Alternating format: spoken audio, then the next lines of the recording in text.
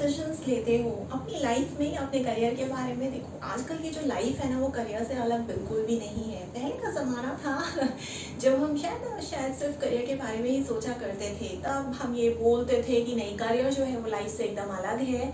Career में बहुत हम अलग समय देते हैं, करियर में जो हम होते हैं वो लाइफ में नहीं होते, और जो लाइफ में होते हैं वो हम करियर में नहीं होते। हम पर्सनल लाइफ को प्रोफेशनल लाइफ से कभी भी मिक्स नहीं करते हैं। हर कोई बोलता था, लेकिन आज का ज़माना वो नहीं है। जो जनरेशन जी है, पहली बात तो भारत में वैसे ही जहाँ 70% से ज़्यादा पॉपुलेशन ऐसे यंग लोगों की है जो 35 साल से कम उम्र के हैं, वहाँ पे अगर आप आगे आने वाले काफ़ी सालों तक इस तरीके से बातें किया करोगे as an HR human resource officer कि हम जो है वो एक एक्सपीरियंस कैंडिडेट को ही फलाना पोजीशन पे रखेंगे, वहाँ पे फिर एक्सपीरियंस कहीं काम नहीं आने वाला है। क्यों? क्योंकि वहाँ तो ज़्यादा से ज़्यादा यंग लोग हैं जो आ रहे हैं, ज़्यादा से ज़्यादा जो कैटेगरीज हैं, जो हायरार्कीज हैं, जो पोजीशंस हैं, वहाँ पे तो जनरेशन जी ही दिखाई देगी। वो अलग बात है कि बहुत मुश्किल होने वाला है, बहुत चैलेंजिंग होने वाला है ह्यूमन रिसोर्स के सारे लोगों के लिए आगे आने वाले सालों में। जो आज से 5000 साल पहले भगवत गीता ने बता दिया था कि जो है आपको वर्ण व्यवस्था या फिर जिस तरह से आप आश्रम व्यवस्था बोलते हैं, या फिर जो हमारा पुरुषार्थ है, ये सारे के सारे ऑब्जेक्टिव्स एक ऑर्गेनाइजेशन को पूरे के पूरे निभाने हैं अच्छी तरीके से। अगर आप अपनी कंपनी या अपनी ऑर्गेनाइजेशन को अच्छी तरीके से चलाना चाहते हैं, तो अगर हम इसमें आश्रम व्यवस्था की बात करें, ब्रह्मचर्य गृहस्थ भी आता है और फिर संन्यास और वानप्रस्थ भी आता है। इन सारी अवस्थाओं का आपको सामंजस्य बिठा के अपनी कंपनी में जो है वो एक तरीके से सिंक इन कराना है, इंटीग्रेशन कराना है। ये इंटीग्रेशन आप किस तरीके से कराओगे बहुत ही बेहतर और परफेक्ट तरीके से, वो हम आगे बात करेंगे। आज हम जो बात कर रहे हैं वो है कि किस तरीके से आप एक अच्छा डिसीजन ले सकते हो। देखो, सबसे पहले आपको ये समझना है कि जो डिसीजन आप लेने वाले हो ना वो आपको क्यों लेना है। जनरेशन जी की बात मैंने इस वजह से यहाँ पे क्यों की है, क्यों? क्योंकि जाहिर सी बात है, जहाँ इतने लोग यंग हैं आपके देश में, पूरी दुनिया में, भारत एक ऐसा देश है जिसमें सबसे ज़्यादा यंग लोग हैं। वहाँ पे यंग लोगों को चाहिए क्या? अगर आप रिसर्चेस पढ़ते हैं तो आपको पता है कि जो यंग लोग हैं वो सिर्फ और सिर्फ करियर के बारे में आजकल बातें नहीं कर रहे हैं। इनकी वजह से जो अट्रिशन आपकी कंपनीज में बढ़ रहा है वो सिर्फ इस वजह से बढ़ रहा है क्योंकि इन्हें अपने करियर के साथ साथ अपनी लाइफ में भी एक स्टेबिलिटी चाहिए, अपनी लाइफ में भी एक सेटिस्फैक्शन, खुशियाँ चाहिए। अपनी लाइफ को ये नहीं चाहते हैं कि उनके करियर की वजह से कोई भी खलल आए। हम ये कह लीजिए कि करियर की वजह से, उनके प्रोफेशन की वजह से जो उनकी फैमिली लाइफ है, या अगर वो मैरिड नहीं है तो जो भी उनकी बैचलर लाइफ है वो बहुत अच्छी बीते। ऐसा नहीं है कि सिर्फ और सिर्फ उनके लिए बस काम और काम ही सब कुछ हो। वो काम से हट के भी एक मेंटल सेटिस्फैक्शन चाहते हैं। वो फिजिकल वेलबींग तो चाहते हैं, लेकिन उसके ऊपर भी मेंटल वेलबींग भी देख रहे हैं। मेंटल वेलबींग के ऊपर भी उठ रहे हैं और सोशल वेलबींग भी देख रहे हैं, जहाँ पे उनकी खुद की फैमिली आती है। उनकी अगर खुद की फैमिली शादी नहीं हुई है तो उनका समाज, सोसाइटी आती है जिसमें वो उठते बैठते हैं, मुद्दे मिलते हैं। क्यों? क्योंकि जो जनरेशन जी है बहुत सारे क्राइसिस से गुजर चुकी है। सबसे बड़ा क्राइसिस तो कोविड है। अब ये जो जनरेशन जी है ना, ये चुपचाप बैठने वालों में से नहीं है, बहुत ज़्यादा डायनामिक हो चुकी है। इसे कुछ ना कुछ निरंतर करना है अपने मेंटल सेटिस्फैक्शन, अपनी मेंटल हेल्थ के लिए। इसी वजह से आपको करियर गोल्स को, लाइफ गोल्स को, दोनों को इंटीग्रेट करना ही पड़ेगा। और इसी वजह से आज का ये जो सवाल है मेरा वो आपसे ये है कि जब भी किसी भी तरीके का डिसीजन लेने का समय आता है, आप किस तरीके से रिएक्ट करते हो? क्या आपने सोचा है कि डिसीजंस आप क्यों इतना बाधे हो जाते हो? किस सिचुएशन में लेना पड़ता है आपको किसी भी तरीके का कोई भी डिसीजन जो आपका फाइनल डिसीजन होता है? देखो, वैसे तो आपकी खुद की इंस्टिंक्ट है, आपकी खुद की मर्जी है, आप कब डिसीजन किस तरीके का लेना चाहते हो।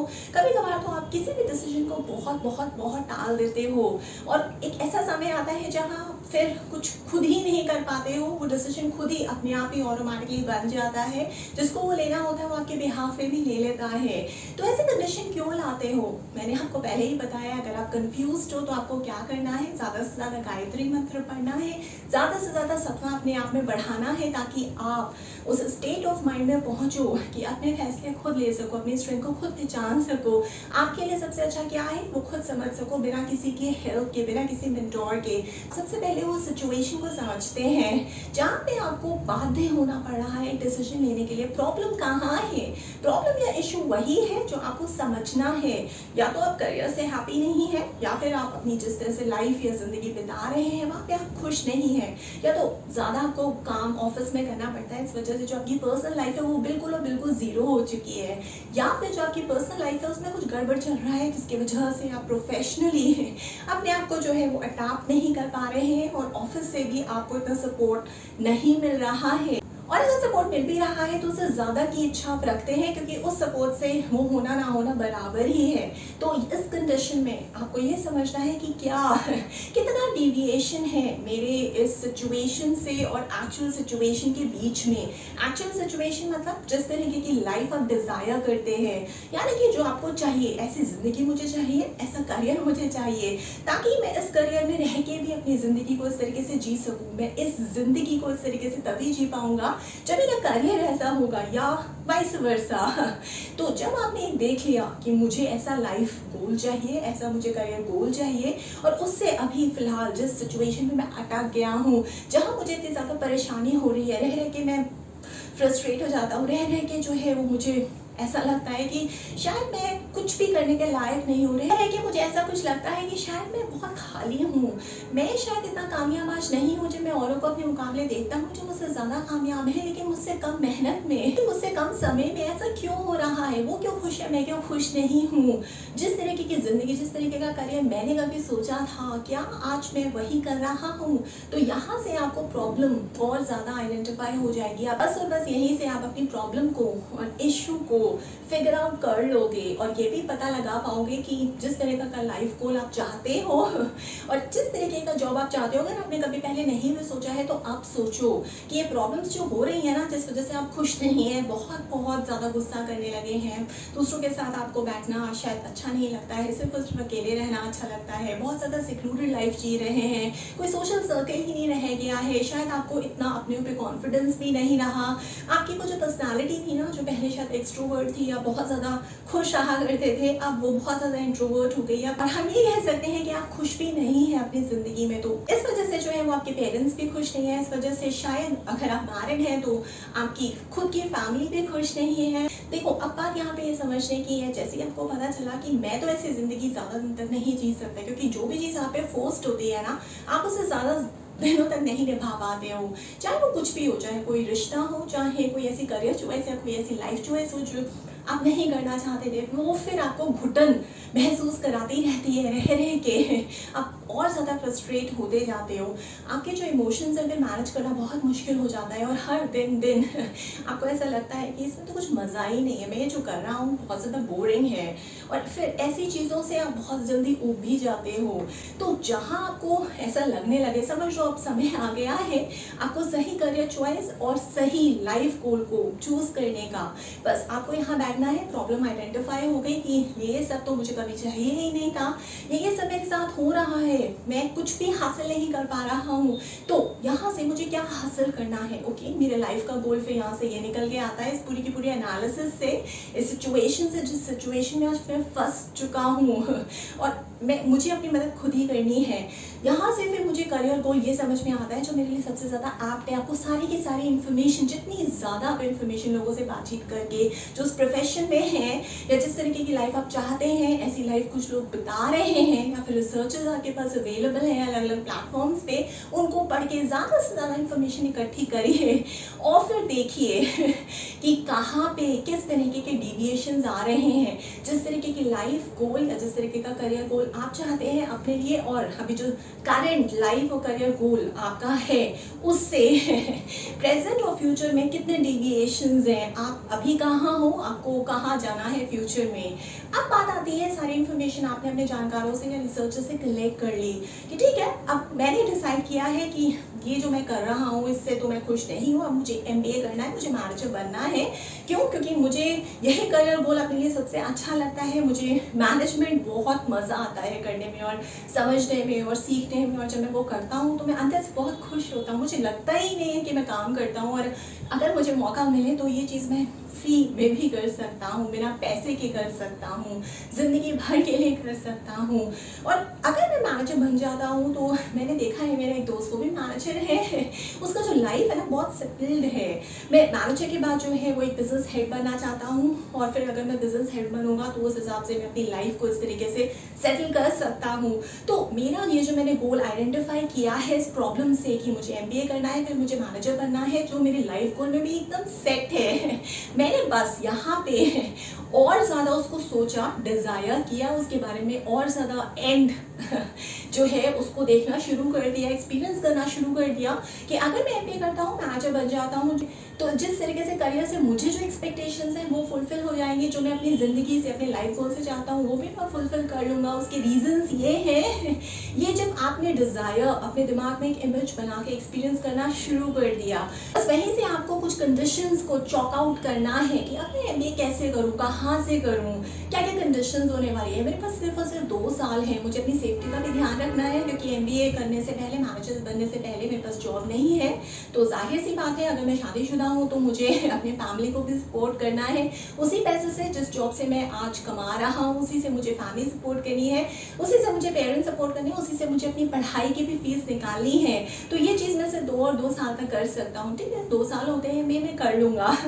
उसके बाद मैं इतना समय पढ़ाई में दे सकता हूँ, क्योंकि उससे ज़्यादा समय जो है वो मेरी जॉब में जाता है। मैं कभी कभी छुट्टियाँ ले लूँगा और इस तरीके से मैं मैनेज कर लूँगा।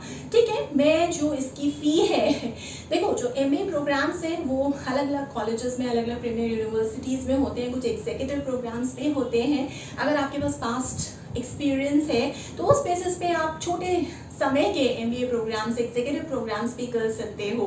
यानी कि अगर आप पहले मैनेजरियल पोजीशन पे रहे हो तो आप एग्जीक्यूटिव प्रोग्राम्स भी कर सकते हो, कुछ 6 महीने के, कुछ साल भर के, या 1.5 साल के, या 2 साल के भी होते हैं। एल्स अगर आपको शुरुआत से ही शुरू करना है तो ठीक है, आप कैट को क्लियर करके MBA एंट्रेंस में आ सकते हो और फिर MBA कर सकते हो।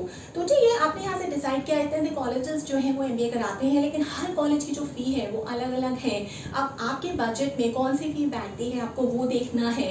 इन सारी कंडीशंस को देखते हुए आपको देखना है कि जो जिस तरीके से जो आपका बजट है, जो जो आप कर सकते हैं, जो जो आप नहीं कर सकते हैं, वो सारे ऑल्टरनेटिव्स देखे, फिर से अपने डिविएशंस को यहाँ पे कैलकुलेट किया कि किस कॉलेज में आपके डिविएशन सबसे कम आ रहे हैं। कैसे डिविएशंस की बात कर रही हूँ मैं, आपको MBA करने के लिए, आपके मैनेजर बनने के लिए, आपके लाइफ गोल और करियर गोल में इंटीग्रेशन होने के लिए, तो उसी MBA कॉलेज को फिर आपने सेलेक्ट कर लिया कि अगर मैं इस MBA कॉलेज को सेलेक्ट करता हूँ, यहाँ जो एक्चुअल डिविएशन है वो सबसे सबसे सबसे कम है, तो ठीक है, ये मेरी परफेक्ट चॉइस रहेगी। और बाकी जो ऑल्टरनेटिव्स हैं कि मैं यहाँ से भी कर सकता था, वहाँ से भी कर सकता था, वो मेरे फ्रेम में आ ही नहीं सकते हैं, कि वहाँ पे डिविएशंस बहुत ज़्यादा हैं। और जहाँ पे डिविएशंस बहुत ज़्यादा हैं, जो एक्चुअली मैं कर सकता हूँ, मेरे पास जो ऑल्टरनेटिव्स अवेलेबल हैं, उन डिविएशंस को मद्देनजर रखते हुए जहाँ पे सबसे कम डिविएशन है एक्चुअल पॉसिबिलिटी में और आपके इमेजिनेशन में, आपको वही ऑल्टरनेटिव,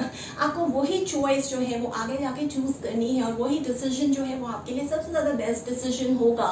इससे 2 चीज़ें हो जाएंगी। सबसे पहली बात तो कि डिविएशन जो आपका एक रिस्क फैक्टर है सबसे सबसे सबसे मिनिमाइज हो जाएगा इस तरीके से, डिविएशंस को देखने से, कैलकुलेट करने से।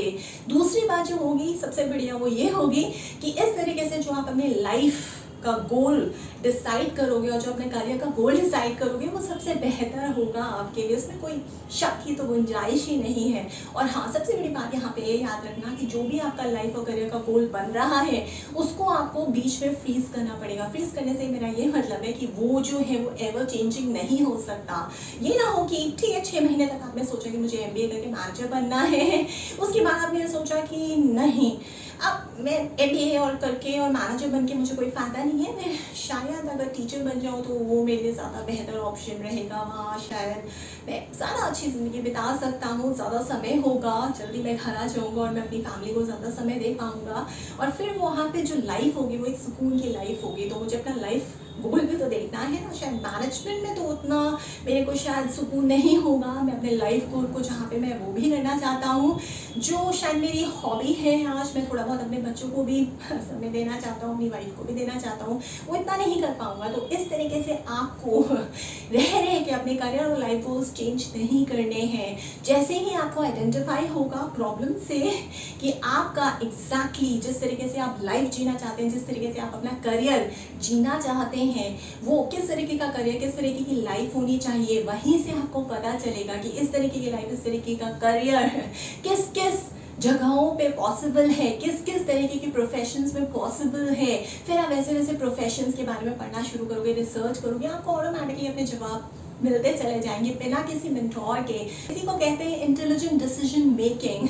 इसके अलावा भी अगर आपको किसी भी टॉपिक पे किसी भी तरीके का डाउट है, अगर आप मुझसे कोई भी गाइडेंस चाहते हैं, तो आप मुझे टॉपिक को व्हाट्सएप कर सकते हैं। मेरा व्हाट्सएप नंबर है 9311659252। और अगर आप कोई सेटअप है, कोई गवर्नमेंट ऑर्गेनाइजेशन है, कोई प्राइवेट फर्म है, कोई ग्लोबल फर्म है, कोई स्कूल कॉलेज यूनिवर्सिटी है, कोई एनजीओ है, तो आप अगर चाहते हैं कि ऑनलाइन मोड के जरिए मैं आप तक आऊँ, आपके interns, associates, manager, senior manager से 100 लेवल के एम्प्लॉय से सीईओज को, या आप एक एंटरप्रेन्योर हैं, आप चाहते हैं कि मैं आपके पास आऊँ, आपको ट्रेन करूँ, काउंसिल करूँ, कोच करूँ, मेंटोर करूँ या गाइड करूँ, तो आप मुझे प्रपोजल भी भेज सकते हैं। मेरा ईमेल एड्रेस है verma.troli@gmail.com।